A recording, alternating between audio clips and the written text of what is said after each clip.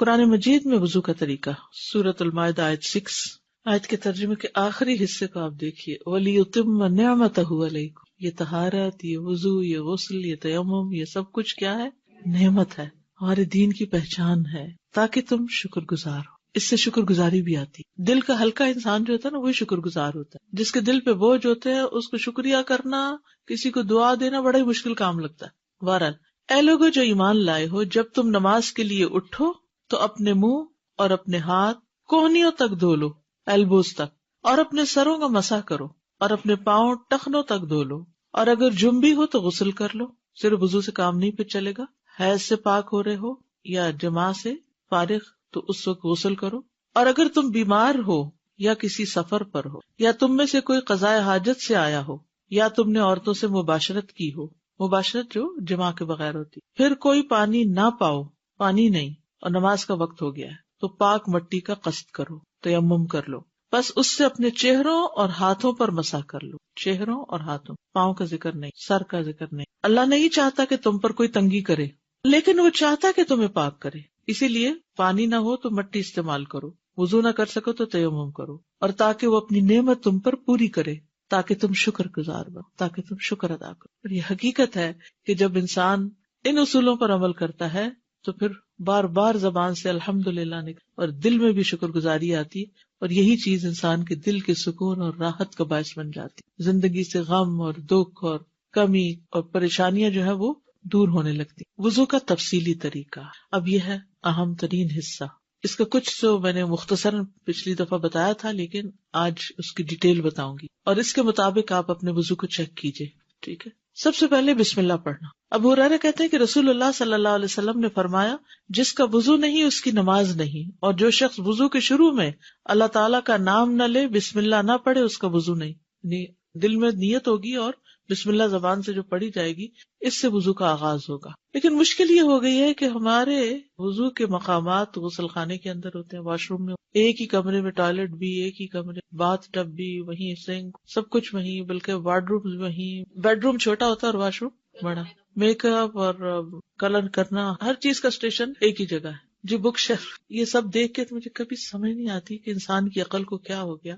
کم از کم گندگی کا مقام تو الگ کر دیتے، باقی سب کچھ تو ایک جگہ ہو ہی سکتا ہے۔ وضو کی جگہ بک شیلف، جوتوں کی جگہ، کپڑوں کی جگہ، باقی سب چیزیں ایک جگہ ہو سکتی، لیکن پیشاب کی جگہ جو ہے اس کو بہرحال بند اور الگ ہونا چاہیے، کیونکہ شیاطین کا بسیرا ہوتا ہے۔ بہرحال اب ظاہر ہے بلڈر جو بنا کے دیں گے وہی آپ کو لینا پڑے گا، لیکن ہمارے یہاں سوچ بھی نہیں ہوتی ہے، آپ اندر اپنی مرضی کی چینجز تو کرا ہی سکتے ہیں جب گھر بن رہا ہوتا ہے، لیکن اس وقت چونکہ علم نہیں ہوتا، سوچ نہیں ہوتی، تو پھر جو بھی مل گیا ٹھیک ہے جی۔ کراہت بھی آتی لیکن بس مجبوری ہوتی ہے۔ بہت سمپل ہے، جس طرح بعض لوگوں نے تھوڑا سا اس کو ایک دیوار دی ہوتی ہے تو ایک کی بجائے دو دیتے اور اس میں دروازہ رکھتے ہیں، چاہے ایک ہی چھت کے اندر ہو، یعنی ایک کونے میں بنا لے لیکن اس کو دونوں طرف سے بند کر دے، یعنی اس کے اندر جب جائے تو وہ چاروں طرف سے بند ہو، کیونکہ بعض اوقات کسی اور کو بھی اندر کوئی چیز لینے کے لیے آنا جانا پڑتا ہے، تو ایک ناپسندیدہ صورتحال میں۔ تو اب بسم اللہ کیسے پڑھیں؟ اب یہ ڈائلیما ہے۔ بیت الخلاء میں کس طرح بسم اللہ پڑھی جائے نہ پڑھی جائے، باہر نکل کے پڑھی جائے پھر اندر جایا جائے، کریں تو کریں کیا؟ اللہ تعالیٰ کے نام کی تعظیم کی وجہ سے قضاء حاجت کی جگہ میں اللہ تعالیٰ کا ذکر کرنا ناپسندیدہ ہے، جو کہ نجس جگہ ہے اور شیاطین کے رہنے کا ٹھکانہ ہے۔ تو اس صورت میں جب بیت الخلاء میں وضو کرنا ہو تو انسان داخل ہونے سے پہلے ہی بسم اللہ پڑھ لے، ٹھیک ہے؟ باہر یہ نا ابھی اسٹیپ وہیں بسم اللہ پڑھ کے اندر داخل ہو، اور اگر بھول جائیں یا یہ کہ غسل خانہ بڑا ہے، کموڈ ایک طرف ہے اور صاف ہے، اس پہ کوئی غلاظت بظاہر نظر نہیں آ رہی، تو ایسی صورت میں شیخ بن باز کہتے ہیں کہ اگر ضرورت پیش آ جائے تو غسل خانے میں وضو کرنے میں کوئی حرج نہیں، اور اس کیفیت میں وضو کے شروع میں بسم اللہ پڑھ لیں، دل میں پڑھ لیں، کیونکہ بعض اہل علم کے نزدیک بسم اللہ پڑھنا واجب ہے، اور اکثر کے نزدیک اس کی تاکید آئی ہے، یعنی بعض نے تو یہ کہا کہ وضو ہوتا ہی نہیں اگر بسم اللہ نہیں پڑھی، لیکن تاکید تو بہرحال اس کی ہے۔ تو بسم اللہ پڑھنے سے کراہت ختم ہو جائے گی، کیونکہ جب بسم اللہ پڑھنے کی ضرورت ہو تو پھر کراہت دور ہو جائے۔ اچھا، اور انسان کو وضو کے شروع میں بسم اللہ پڑھنے کا حکم ہے، اس لیے بسم اللہ پڑھ لے اور اپنے وضو کو مکمل کر لے۔ جو بسم اللہ پڑھنا بھول جائے وہ کیا کرے؟ ظاہر سے یہی معلوم ہوتا ہے کہ بسم اللہ پڑھنا واجب ہے، لیکن اگر بھول جائے تو پڑھنا ساقط ہے، دوبارہ وضو کی ضرورت نہیں۔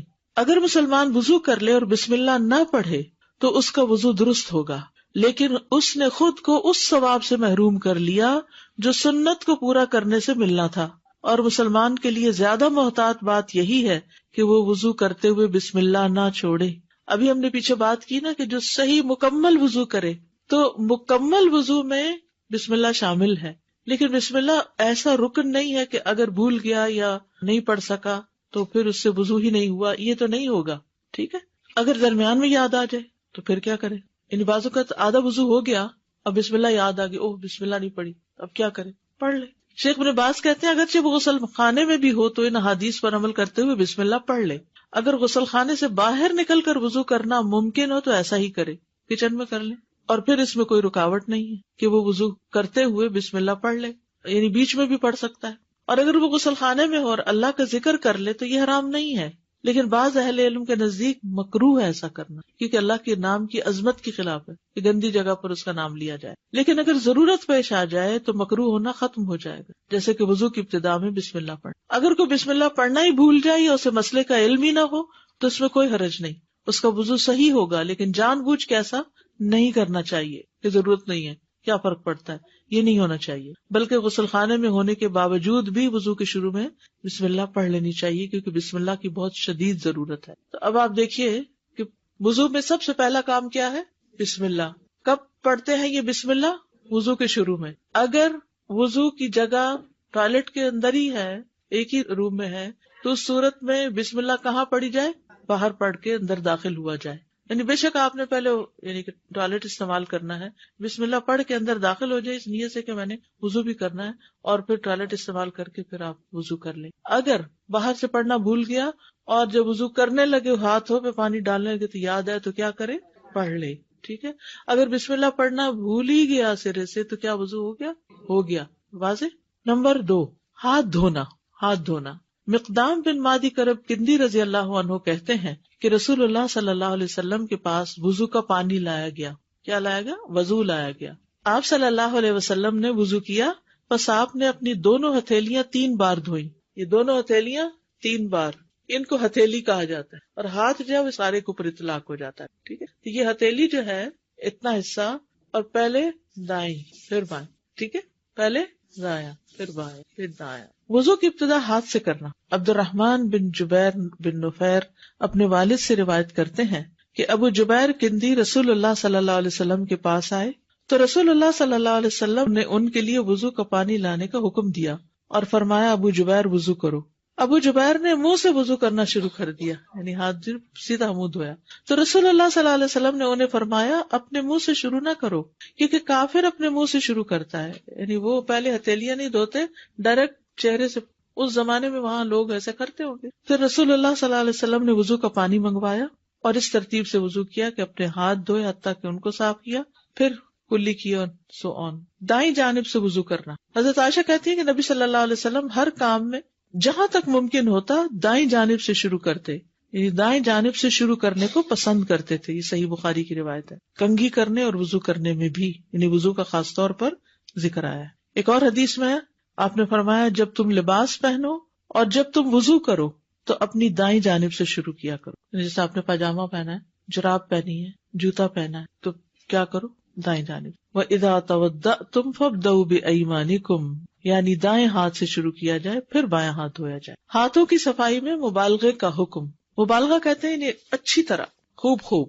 عبداللہ بن مسعود کہتے ہیں کہ رسول اللہ صلی اللہ علیہ وسلم نے فرمایا تم طہارت والے پانی کے ساتھ انگلیوں کو مبالغے کے ساتھ دھو گے ورنہ آگ انہیں خوب جلائے گی۔ یعنی انگلیوں کو اچھی طرح دھویا جائے، یعنی اچھی طرح ان کے اندر کے حصے بھی دھوئے جائیں تاکہ کوئی چیز اندر جمی ہوئی نہ رہ جائے۔ اور اب آپ دیکھیں کہ ہاسپٹلز وغیرہ میں جو ہاتھ صاف کرنے یا دھونے کا طریقہ لکھا ہوتا ہے خصوصاً ڈاکٹر اور نرسز کے لیے، تو اس میں انگلیوں کے جو بیچ کے یہ جو درمیان کے حصے ہیں ان کو خاص طور پر دھونے کا طریقہ بتایا گیا کہ ان میں سے کوئی چیز بھی چھوٹے نہ، ٹھیک ہے۔ غسل البراجم کہتے ہیں اس کو، انگلیوں کے پور اور جوڑ دھونا۔ حضرت عائشہ کہتی ہے کہ رسول اللہ صلی اللہ علیہ وسلم نے فرمایا 10 چیزیں فطرت ہیں: مونچھیں کتروانا، داڑھی بڑھانا، مسواک کرنا، ناک میں پانی ڈالنا، ناخنوں کا کاٹنا، جوڑ دھونا، بغل کے بال اکھیڑنا، زیر ناف بال صاف کرنا ریزر وغیرہ سے، پانی سے استنجا کرنا۔ براجم جو ہے یہ برجمہ کی جمع ہے، یہ انگلیوں کے پوروں میں گریں ہوتی ہیں جن میں میل جمع ہو جاتی. یہ انگلیوں کے جوڑ ہوتے ہیں جو انگلیوں کے جڑوں کے درمیان ہوتے ہیں. ٹھیک ہے، یعنی دونوں چیزیں اس میں شامل ہیں. یہ جوڑ ہے نا انگلی کا، تو اس کا پچھلا حصہ، اس کے اندر بھی کچھ پھنسا ہو سکتا ہے. آپ اپنے خواتین خصوصاً ینگ صاف ستھرے ہاتھوں کو مت دیکھیں. وہ جو مزدور کام کرتے ہیں اور جو لوگ ہینڈی مین ہوتے ہیں اور خصوصاً ہیوی ہاتھ ہوتے ہیں جن کے، اور ان کے بھاری بھاری ہاتھوں میں یہ بڑی بڑی جھریاں ہوتی ہیں اور ان کے اندر بھی کچھ نہ کچھ جمع ہو جاتا ہے. تو یعنی ہمارا دین تو سب کے لیے ہے نا. اگر آپ کے لیے مجھے تو ضرورت نہیں محسوس ہوتی، میں تو ٹھیک ہے، صاف ہے، تو کچھ نظر نہیں آ رہا، تو بعض اوقات آٹا لگ جاتا ہے، آٹا تو ناخنوں پر بھی لگ جاتا ہے. تو کوئی بھی چیز لگی ہو تو اس کو خوب مل کے دھونا چاہیے. انگوٹھی کی جگہ دھونا، یعنی انگوٹھی کو بھی گھما لیں. ابن سیرین وضو کرتے وقت انگوٹھی کی جگہ بھی دھویا کرتے تھے. ٹھیک، اب یہ ہو گیا دوسرا حصہ، ہاتھ دھونا. کیسے دھوئیں گے؟ کتنی بار دھوئیں گے؟ 3 دفعہ. کون سا ہاتھ پہلے دھوئیں گے؟ دائیں جانب، پھر بایاں. کتنی دفعہ دھوئیں گے؟ 3 بار. اور پھر اس میں خاص احتیاط کریں گے، پوروں کی، جوڑوں کی، انگلیوں کے بیچ کے حصوں کی خوب مل کے دھوئیں گے تاکہ کوئی حصہ بھی ناخنوں کے آس پاس، کوئی آٹا، کوئی نیل پالش، کوئی چیز باقی نہ رہے. ٹھیک ہے، اوکے. جی استاذہ، یہ بسم اللہ کا پوچھنا تھا کہ بسم اللہ الرحمن الرحیم پورا پڑھنا ہے یا صرف بسم اللہ کہنا ہے؟ جی اچھا سوال ہے. بسم اللہ الرحمن الرحیم سارا نہیں پڑھنا، بسم اللہ کافی ہے. دعا تو پڑھتے ہی جاتے ہیں، جب ساتھ میں ٹوائلٹ ہوتا ہے تو وضو بھی وہیں کرنا ہے، اور آپ کو جو ہے وہ بھی پوری کون سی دعا پڑھ کے جاتے ہیں؟ ٹوائلٹ جانے کی دعا بسم اللہ. وہ تو اللہ میں نہیں، وہ الگ سے، وہ تو الگ دعا ہے، بسم اللہ الگ ہے. اور جو وضو کے بعد کی دعا ہے وہ باہر نکل کے پڑھیں. استاد میرا سوال مسواک سے تھا، مسواک کا بھی یوز کرنے کا کوئی اسپیشل طریقہ رکھنے کا؟ یا مسواک میں جو سب سے آسان مسواک ہے وہ زیتون کی شاخ ہے. اس کا آگے سے وہ جو برش ہے وہ بھی بہت اچھا بنتا ہے، ٹنگ پر بھی بہت اچھا پھرتا ہے، اس میں کانٹے بھی نہیں ہوتے کہ منہ کے کسی حصے کا زخمی ہونا ہو. لیکن اب یہاں معلوم نہیں کون سا اویلیبل ہے، جو بھی اویلیبل ہو اس کے اگلے حصے کو تھوڑا بھگو لیں. جی پیلو کی مسواک خاص طور پر بہت اچھی ہوتی ہے. اگلے حصہ اس کا رات بھر بھگو دیں اور صبح اگر تھوڑا چبا کے اس کا برش پھر بنا لیں تو اس سے بہت فائدہ ہوتا ہے. اسپیشلی استاد اس کے کئی مسائل بھی تھے، رکھنے کا طریقہ کوئی بھی یہ سب تکلفات ہیں، کوئی مسائل نہیں ہے، نہ اس کے سائز کا کوئی ہمیں بتایا گیا ہے. اب آپ دیکھیں نا، اگر کہتے ایک بالش مسواک ہوتا ہے جو چھوٹا ہو جائے تو کیا پھینکتے جاؤ؟ اگر اتنا مہنگا ملے اور یہ ملے بھی نہ. استاذہ جیسے باتھ روم میں ہم داخل ہوتے ہیں تو یہاں پر تو ڈبلیو سے زیادہ تر سٹنگ کا موڈ ہے، تو کیا اس کا ڈھکن بند کرنے سے بھی تھوڑا فاقہ ہوتا ہے؟ جی فائدہ ہوتا ہے، لیکن بعض اوقات یہ ہے کہ گھر میں صرف ہم نہیں ہوتے اور لوگ بھی ہوتے ہیں تو وہ کھلا بھی رہ سکتا ہے. استاذہ ٹوتھ برش جو ہے وہ کس حد تک اس کا مطلب نعم البدل ہے مسواک کا؟ اعلیٰ درجہ تو مسواک ہی کا ہے، نمبر 2 درجہ پھر ٹوتھ برش کا ہوتا ہے. اگر ٹوتھ برش کیا اور وضو کر لیا تو فائدہ تو ہوگا انشاءاللہ، تو نہ ہونے سے بہتر ہے. ہاں جی، میں بعض دفعہ ایسے بھی کرتی ہوں کہ ٹوتھ برش کر کے مسواک پھر ہلکی سی مار دیتی ہوں منہ میں تاکہ سنت پوری ہو جائے. ٹھیک ہے. نیل پالش سے ناخن خشک رہ جاتے ہیں کیونکہ وہ اس پر لیئر بنا دیتی ہے. ویسے بھی لانگ ٹرم نیل پالش لگانا جو ہے نا صحت کے لیے بھی اچھا نہیں، کیونکہ ہمارے ناخن بھی سانس لیتے ہیں اور ان کا ہم سانس بند کر دیتے ہیں پینٹ کر کے ان کو. جی وضو نہیں ہوتا، بس مہینے میں 4-5 دن لگا لے. کلی کرنا اور ناک میں پانی ڈالنا. رسول اللہ صلی اللہ علیہ وسلم نے فرمایا کلی کرنا اور ناک میں پانی چڑھانا فطرت سے تعلق رکھتا ہے. یہ 2 عربی کے لفظ بھی یاد کر لیجئے، المضمضہ والاستنشاق، اور ایک استنثار بھی ہوتا ہے، یہ لکھا ہوا سامنے، مضمضہ والاستنشاق اور استنثار. ٹھیک ہے. مضمضہ کہتے ہیں کلی کرنے کو، منہ میں پانی ڈال کے اس کو باہر نکالنا. استنشاق ہوتا ہے ناک میں پانی چڑھانا، بس وہ ساتھ ہی نکل آتا ہے. لیکن استنثار ہوتا ہے پانی چڑھا کے اس کو جھاڑنا بھی، ناک جھاڑنا. ٹھیک ہے. ایک ہی چلو سے دونوں کام، پانی خود ہی کم لگے گا. ایک دفعہ پانی لیا، اسی سے کلی کی اور اسی سے ناک میں پانی چڑھا دیا، پھر دوسری دفعہ پانی لیا، اسی سے کلی، اسی سے ناک میں پانی، تیسری دفعہ پانی. ٹھیک ہے. 3 دفعہ پانی لیا جائے گا، لیکن کلی اور ناک میں دونوں میں کٹھا ہی ایک ہی چلو سے ہو جائے گا. عبداللہ بن زید رضی اللہ عنہ سے روایت ہے، انہوں نے برتن سے اپنے دونوں ہاتھوں پہ پانی انڈیلا اور ان کو دھویا، پھر دھویا، یا یوں کہا کہ ایک ہی چلو سے کلی کی اور ناک میں پانی ڈالا، 3 بار ایسا کیا. عبد خیر کہتے ہیں میں نے علی رضی اللہ عنہ کو دیکھا کہ ایک کرسی لائی گئی، آپ اس پر بیٹھے، پھر پانی کا ایک کوزہ لایا گیا، آپ نے اپنا ہاتھ 3 بار دھویا، پھر کلی کے ساتھ ہی ناک میں بھی پانی چڑھایا، دونوں ایک چلو کے ساتھ. یہ ہے ایک طریقہ، اور اس میں جو اسناد ہیں وہ زیادہ مضبوط ہیں اور بہتر طریقہ یہ ہے. دوسرا طریقہ دونوں کاموں کے لیے علیحدہ علیحدہ پانی لینا، پہلے 3 دفعہ کلی کرنا، پھر 3 دفعہ ناک میں پانی ڈالنا. شقیق بن سلمہ نے کہا کہ میں نے علی اور عثمان رضی اللہ عنہم کو دیکھا کہ انہوں نے اعضائے وضو کو 3 دفعہ دھویا، پھر دونوں نے فرمایا کہ نبی صلی اللہ علیہ وسلم نے اسی طرح وضو کیا تھا، اعضائے وضو کو 3 دفعہ دھویا. اور شقیق نے بیان کیا کہ ان دونوں نے کلی علیحدہ کی تھی اور ناک میں علیحدہ پانی ڈالا تھا. تو یہ طریقہ بھی غیر مسنون نہیں ہے، اگرچہ پہلا طریقہ زیادہ بہتر ہے. اس حدیث کو حافظ زبیر علی زئی نے حسن لذاتی ہی کہا ہے. علم الحدیث اگر آپ نے پڑھا ہو تو اس میں حسن اور حسن لذاتی ہی اور حسن لغیری ہی، حسن کی 2 قسمیں آتی ہیں نا. ناک میں اچھی طرح پانی چڑھانا. لقیط بن صبرہ سے روایت ہے، وہ کہتے ہیں کہ میں نے کہا اے اللہ کے رسول مجھے وضو کے بارے میں بتائیں، تو آپ نے فرمایا وضو خوب اچھی طرح کیا کرو اور انگلیوں کے درمیان خلال کیا کرو اور ناک میں خوب پانی چڑھایا کرو، سوائے اس کے کہ تم روزے سے ہو. روزے سے ہو تو پھر کیوں نہیں زیادہ ناک میں پانی چڑھانا، حلق میں چلا جائے گا. حلق سے کہاں چلا جائے گا؟ پیٹ میں. تو کوئی چیز جو پیٹ میں اترے اس سے روزہ خراب ہو جاتا ہے. اچھا، اب یہ جو دونوں طریقے میں نے آپ کو بتائے ہیں، کلی اور ناک میں پانی ڈالنے کے اور صاف کرنے کے، یہ اس لیے بتانا ضروری تھا کہ آپ ان میں سے جو بھی طریقہ اختیار کریں وہ آپ کی چوائس پر ہے. لیکن ہم بہت جلد ججمنٹل ہو جاتے ہیں اور دوسروں کو غلط ثابت کرنا شروع کر دیتے ہیں. تو اگر علم ہوتا ہے تو پھر انسان سے یہ نقص دور ہو جاتا ہے اور دین میں ایک وسعت بھی آتی ہے. بہت سے جھگڑے تو وہیں شروع ہو جاتے ہیں، میاں بیوی کا جھگڑا ہو یا کہیں لوگوں کے درمیان آپ وضو کر رہے ہیں اور کچھ نہیں تو بدگمانی لے کے تو ضرور اٹھیں گے کہ کیسے جاہل لوگ ہیں، انہیں یہ نہیں پتا کہ کلی کیسے کرتے ہیں. خصوصاً جب آپ حج پہ جاتے تو اس وقت تو خوب موقع ملتا ہے کیونکہ آپ بہت حد تک پرائیویسی رکھ ہی نہیں پاتے. وہاں تو وضو بھی آپ کو لوگوں کے سامنے کرنا اور نمازیں بھی لوگوں کے سامنے پڑھنی ہے، تو سارا وقت پھر لوگوں کی گفتگو بھی مذہبی ہوتی ہے. تو مذہبی گفتگو میں عموماً پھر جھگڑے والے پہلو زیادہ ہوتے ہیں. تو اگر آپ کو پتا ہوگا بھائی اس کی گنجائش ہے تو پھر آپ دوسروں کی زیادہ خبر نہیں لیں گے. ناک جھاڑنا. ابو ہریرہ رضی اللہ عنہ سے روایت ہے، رسول اللہ صلی اللہ علیہ وسلم نے فرمایا جب تم میں سے کوئی وضو کرے تو اپنے ناک میں پانی ڈالے اور اسے جھاڑے، اس سے بہت سی گندگی جو ہے وہ دور ہو جاتی ہے جو سانس لیتے ہوئے بالوں کے ساتھ ناک کے اٹک جاتی. ایک اور حدیث ہے، ابو ہریرہ رضی اللہ عنہ محمد رسول اللہ صلی اللہ علیہ وسلم سے روایت کرتے ہیں، پھر انہوں نے کچھ احادیث بیان کی اور ان میں سے ایک یہ بھی تھی کہ رسول اللہ صلی اللہ علیہ وسلم نے فرمایا جب تم میں سے کوئی وضو کرے تو اپنے دونوں نتنوں سے ناک میں پانی کھینچے پھر ناک جھاڑے. پانی کھینچنا جو ہے یہ بھی بہت سی بیماریوں کا علاج ہے. خاص طور پر ایک چھوٹا سا ٹوٹکا ہے کہ جب زکام شروع ہو رہا ہو یا ایون بہت بہہ بھی رہا ہو تو دوائیوں سے اس کو زیادہ اتنا فائدہ نہیں ہوتا کیونکہ جو ایک شروع ہو گیا ہے اس نے اب اپنے انتہا کو پہنچنا، لیکن کمفرٹ کے لیے انسان کچھ چیزیں کرتا ہے. تو اگر آپ اس میں بھی پانی خوب ناک میں چڑھا کے ناک صاف کرتے ہیں تو بہت جلدی آرام آ جائے گا آپ کو انشاءاللہ. اول تو یہ کہ اگر عمومی عادت ہے ناک پراپر صاف کرنے کی تو یہ جو ENT کے امراض ہیں ان سے آپ بچ جائیں گے انشاءاللہ. جو شخص ہر روز صبح حلق تک مسواک سے اپنا ٹوتھ برش سے نہ کریے گا، حلق تک اپنا سب کچھ صاف کرتا ہو اور ناک اچھی طرح صاف کرتا ہو تو اس کو ایسی بیماریاں لگیں گی کم. اور اگر ہو گئی ہے کوئی اور کرنا شروع کر دیں تو انشاءاللہ تعالی افاقہ بھی جلد ہوگا، کیونکہ ہمارا دین جو چیزیں ہمیں بتاتا ہے نا اس میں ہماری آخرت کے ساتھ ساتھ دنیا کا بھی فائدہ ہے. بائیں ہاتھ سے ناک جھاڑنا، یعنی پانی ڈالیں گے دائیں ہاتھ سے.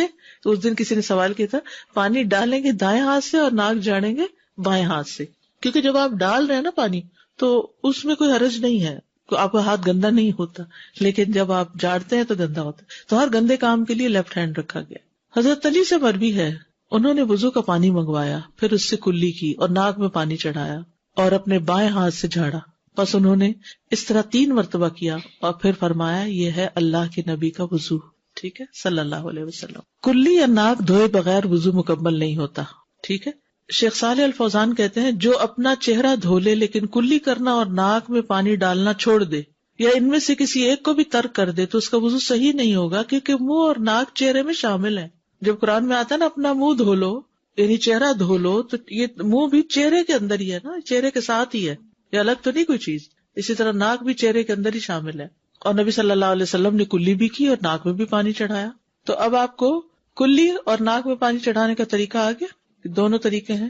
افضل طریقہ ایک ہی چلو سے ہے، لیکن اگر آپ کو بچپن سے عادت پڑی ہوئی تو 60 سال کی عمر میں شاید عادت تبدیل کرنا مشکل ہو، مگر کچھ لوگ واقعی محنت کرتے ہیں اور وہ کرتے کرتے کرتے کامیاب ہو جاتے ہیں، کیونکہ پرانی عادتوں کو بدلنا ایک بڑا مشکل کام ہوتا ہے. ہم عادت کے غلام ہوتے ہیں، ہم سوچتے تھوڑی ہیں، ہم وہ اچانک کرنا شروع ہو جاتے ہیں. اور روٹین میں وضو چکے دن میں 5 دفعہ کرنا ہوتا ہے، اتنا مشینی وضو ہے ہمارا کہ اس میں ہم ذرا بھی سوچتے نہیں ہیں، یہ ٹھہرتے نہیں ہیں، بس جلدی جلدی کر کے باہر آ جاتے ہیں.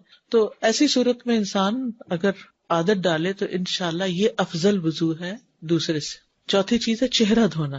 یا ایھا الذین آمنوا اذا قمتم الی الصلاۃ فاغسلوا وجوہکم، اے لوگوں جو ایمان لائے ہو، جب تم نماز کے لیے اٹھو تو اپنے منہ دھو لو، یعنی چہرہ. اب یہ چہرہ کہاں سے کہاں تک ہے؟ یہ جہاں سے آپ کے بال شروع ہو رہے ہیں نا، یہ پورا ماتھا چہرے میں شامل ہے.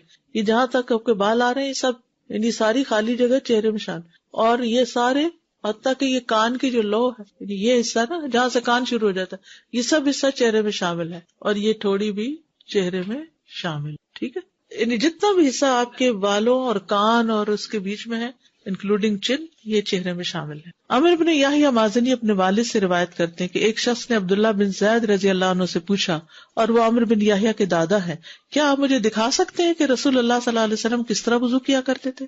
تو عبداللہ بن زید نے کہا ہاں. پھر انہوں نے پانی منگوایا اور اپنے ہاتھوں پر ڈالا اور ان کو 2 مرتبہ دھویا. پھر 3 مرتبہ کلی کے لیے منہ میں اور ناک میں پانی ڈالا. پھر اپنا چہرہ 3 بار دھویا. ٹھیک ہے. داڑھی کا خلال، نبی صلی اللہ علیہ وسلم اپنی داڑھی کا خلال کرتے تھے. چہرہ جہاں تک بال ہے وہاں تک دھونا، اور نیچے جو حصہ ہے اس میں صرف ہاتھ پھیرنا. جیسے دانتوں کا خلال ہوتا ہے نا، 2 دانتوں کے بیچ میں سوراخ ڈالنا، تو یہ چہرے کے بالوں پہ یعنی داڑھی کے بالوں میں انگلیاں پھیرنا جو ہے یہ خلال کہلاتا ہے. انس یعنی ابن مالک رضی اللہ عنہ سے روایت ہے کہ رسول اللہ صلی اللہ علیہ وسلم جب وضو کرتے تو پانی کا ایک چلو لے کر اپنی ٹھوڑی کے نیچے داخل کرتے، چن کے نیچے داخل کرتے، پھر اپنی داڑھی کا خلال کرتے اور فرماتے مجھے میرے رب عز و جل نے ایسے ہی حکم دیا ہے. تو خواتین جو ہے وہ ٹھوڑی کو دھوئیں گی، یعنی ٹھوڑی انکلوڈنگ ہے. بازو دھونا. وَأَيْدِيَكُمْ إِلَى الْمَرَافِقِ، اپنے ہاتھ کوہنیوں تک دھو لو. جابر رضی اللہ عنہ سے روایت ہے کہ آپ صلی اللہ علیہ وسلم جب وضو کرتے تو پانی کو اپنی کوہنیوں پر گھماتے تھے. پانی کو اپنی کوہنیوں پر گھماتے. اچھا، اب آپ دیکھیں کہ بازو کس طرح دھوئے جاتے ہیں. 2 طریقوں سے دھوتے ہیں لوگ. ایک تو پانی لیا چلو میں اور اس کو کیا پیچھے، اور دوسرا ہے یہاں سے شروع کر کے پانی کو کوہنیوں پر گھماتے تھے، یہاں سے یہاں لانا. تو آپ دیکھیں کہ میل کس طرف کو نکلے گی، پھر ہاتھوں سے باہر نکل جائے گی. اور اگر آپ یوں کر رہے ہیں تو ساری میل پیچھے کوہنیوں میں آ کے جمع ہو جائے گی. ڈائریکٹ ٹیپ کے نیچے سے بھی آپ کر سکتے. اور اگر آپ نے جیسے چلو بھرا ہے اور چلو کے ذریعے، یا جیسے لوٹا ہے تو لوٹے سے بھی آپ اوپر سے ڈالیں، ٹھیک ہے، اور پھر رکھ کے اس کو مل لیں. اور اگر ٹیپ کے نیچے تو بہت ہی آسانی ہے. اور اگر چلو ہی کہیں سے لے کے بھر رہے ہیں تو ڈال کے وہاں تک لے جا کے تو اس کو گھما کے واپس لائیں. اس پانی صرف یہاں تک نہیں کرے بلکہ گھما کے واپس لائیں. نعیم بن عبداللہ مجمر سے روایت ہے، انہوں نے کہا میں نے ابو ہریرہ رضی اللہ عنہ کو وضو کرتے دیکھا. انہوں نے اپنا چہرہ دھویا اور اچھی طرح وضو کیا، پھر اپنا دایاں بازو دھویا حتیٰ کہ اوپر بازو کی ابتدا تک پہنچے. اوپر بازو کی ابتدا، ٹھیک ہے. پھر بایاں بازو دھویا حتیٰ کہ اوپر بازو کی ابتدا تک پہنچے. یہ اوپر ہے نا، یہ اوپر ہے، یہ نچلا حصہ ہے، یہ اوپر. بازو دھونے میں مبالغہ. نعیم بن عبداللہ سے روایت ہے، انہوں نے ابو ہریرہ رضی اللہ عنہ کو وضو کرتے ہوئے دیکھا. انہوں نے اپنا چہرہ اور اپنے بازو دھوئے یہاں تک کہ کندھوں کے قریب پہنچ گئے. یہ مبالغہ ہے، ٹھیک ہے، اوپر تک، کندھوں تک، یہاں تک. یعنی ہر وقت یہ دھونا نہیں، لیکن اگر کبھی آپ کو موقع ہو تو آپ دھو لیں. پھر انہوں نے اپنے پاؤں دھوئے یہاں تک کہ اوپر پنڈلیوں تک لے گئے.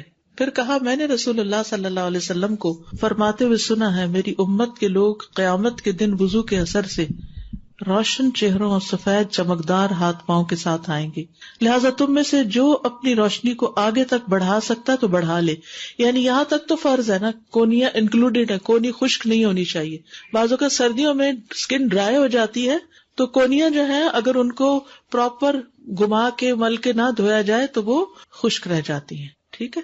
تو اگر کوئی اس سے ذرا اوپر تک دھونا چاہے تو اوپر بھی دھو سکتا. مگر ہمارے یہاں تو لوگوں نے شرٹس کی آستینیں اتنی ٹائٹ رکھی ہوئی ہیں کہ کئی لوگ اس پہ مسح بھی کرنا چاہتے ہیں. کہتے ہیں جرابوں پہ مسح کی اجازت ہے تو اس پہ بھی کر لیتے ہیں. نہیں، جس نے بازو نہیں دھوئے کونیوں تک اس کا وضو نہیں ہوا. یعنی آپ بازو دھوئیں گے کونیوں تک اور کونیوں والے حصے پر پانی گھما کے مل کے اس کو دھوئیں گے پانی نیچے لائیں گے، چاہے آپ نیچے سے اوپر پانی لے جا رہے ہیں تب بھی ایسے کیجئے، چاہے آپ ڈائریکٹ اوپر سے ڈال رہے ہیں، ٹھیک ہے، لیکن پانی کو نیچے کی طرف لے آئیے، دھو لی۔ نمبر 6، مسح کرنا، وَامْسَحُوا بِرُؤُوسِكُمْ، اپنے سروں کا مسح کرنا۔ یہ جو ہے نا، اس میں لوگوں کے بہت سوال ہوتے ہیں۔ سر کے مسح کے مختلف طریقے۔ پہلا طریقہ، دونوں ہاتھوں کو سر کے اگلے حصے سے، دونوں ہاتھ، یہ پورے ہاتھ ہیں، اگلے حصے سے پیچھے لے جانا، پیچھے سے آگے لانا، یہ ایک طریقہ ہے، ٹھیک ہے۔ صحیح بخاری کی روایت ہے، عامر بن یحییٰ المازنی اپنے باپ سے روایت کرتے ہیں کہ ایک آدمی نے عبداللہ بن زید سے پوچھا، کیا آپ مجھے دکھا سکتے ہیں کہ رسول اللہ صلی اللہ علیہ وسلم نے کس طرح وضو کیا ہے؟ عبداللہ بن زید نے کہا ہاں، تو انہوں نے وضو کا پانی منگوایا، تو جب سر کا مسح کرنے لگے تو اپنے دونوں ہاتھوں سے سر کا مسح کیا، اس طور پر کہ اپنے ہاتھ پہلے پیچھے لائے پھر آگے لے گئے۔ مسح سر کے ابتدائی حصے سے شروع کیا، پیچھے سے نہیں شروع کیا، آگے سے شروع کیا، پھر دونوں ہاتھ گدی تک، گدی کہتے ہیں گردن کا جو اوپر والا حصہ ہوتا ہے، گدی تک لے جا کر وہیں سے واپس لائے جہاں سے مسح شروع کیا تھا، پھر پیر دھوئے، ٹھیک ہے۔ مقدام بن مادی کرب سے روایت ہے، وہ بیان کرتے ہیں کہ میں نے رسول اللہ صلی اللہ علیہ وسلم کو وضو کرتے ہوئے دیکھا، جب آپ سر کے مسح پر پہنچے تو آپ نے اپنی دونوں ہتھیلیاں سر کے شروع میں رکھی، سر کے شروع میں رکھی، انہیں گدی تک سر پر پھیرا، پھر انہیں وہیں سے واپس لے آئے جہاں سے شروع کیا تھا۔ یہ ایک طریقہ ہے۔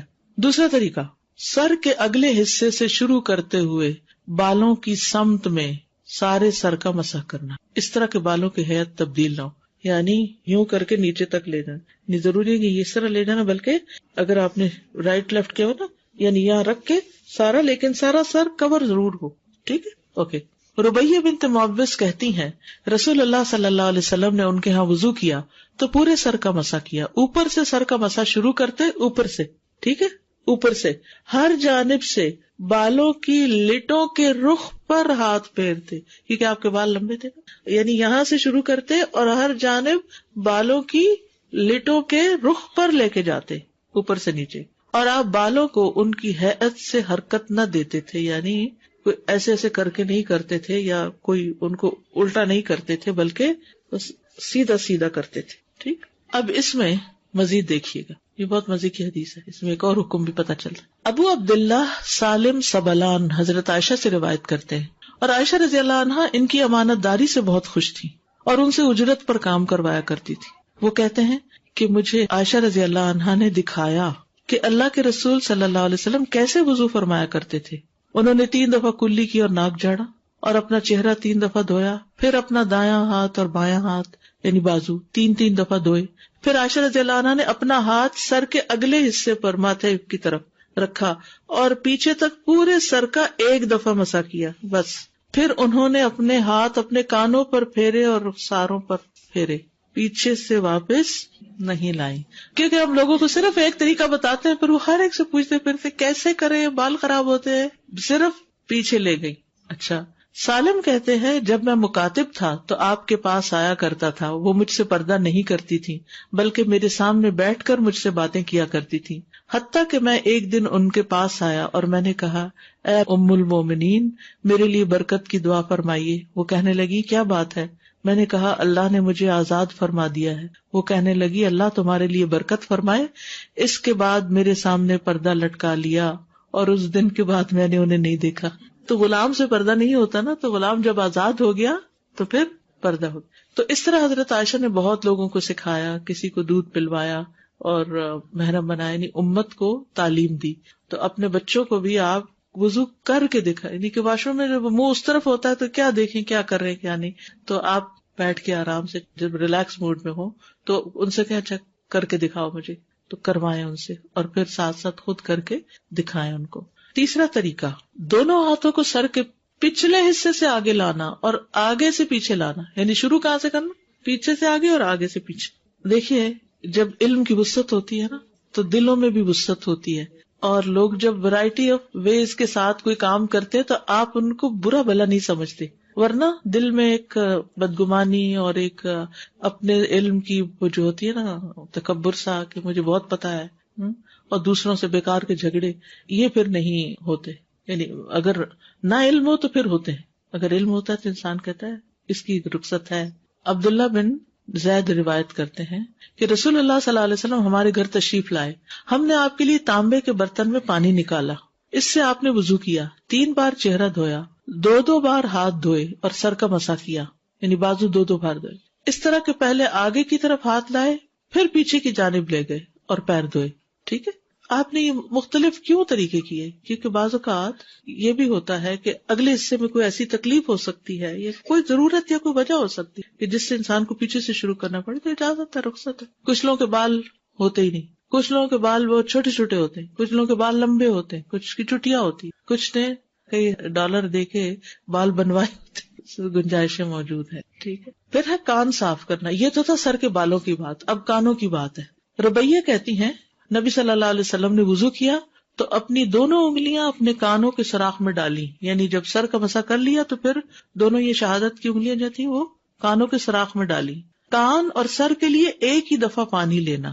رسول اللہ صلی اللہ علیہ وسلم نے فرمایا کان سر میں شامل ہے، ناک اور منہ کس میں شامل ہے؟ چہرے میں شامل ہے، اور کان سر میں شامل ہے. ان کا تعلق اس سے.